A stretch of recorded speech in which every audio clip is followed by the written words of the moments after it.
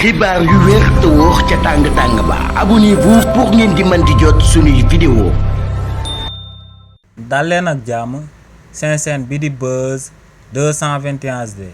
kii di Moustapha Diakhaté di ak personnalité politique bu kenn dootu présenté ci réew mi di Sénégal ginnaaw ba mu teewe woon émission bi ñu dippee Ndoumbelane ci vendredi bi ñu génn te mu yëkkati woon foofu ay kàddu yu ñaaw a ñaaw daal di koy teg ci ndodd premier ministre bii di Ousmane Sonko kii di Waly Diouf Bodian daal dina koy traité de mala coow loolee nu mu demee moom mooy que ne kii di Moustapha Diakhaté dafa daal di biral ay kàddu daal di wax que ne lu leer ba am moom mooy que ne premier ministre bii di Ousmane Sonko akub ngandam narkat la maanaam lu muy wax yëpp du xaaj bay dëppoog lu am waaye nag ne premier ministre bii di Ousmane Sonko waxoon na dëgg ginnaaw ba muy wax que ne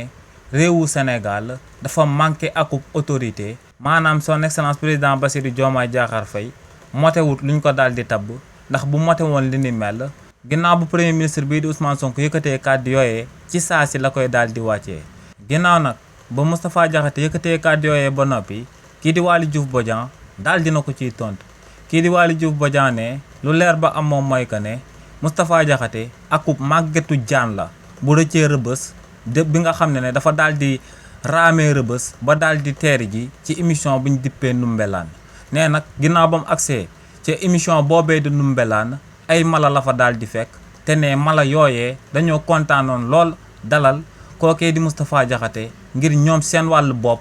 ñuy waxtaanee ay waxu mala nee nag waxu mala nit ku wër moom mënu koo daal di dégg ndax bu déggee ay mala yuy wax ay yuuxu rek lay daal di dégg donc ne lu leer ba am moom mooy que ne ku conscient du daal di seetaan émission boobee ñu dippee émission Ndoumbelane ndax ne émission boobee émission mala yi la. xibaar yu wér te wóor ca tàng-tàng ba abonnez-vous pour ngeen di mën di jot suñuy vidéo.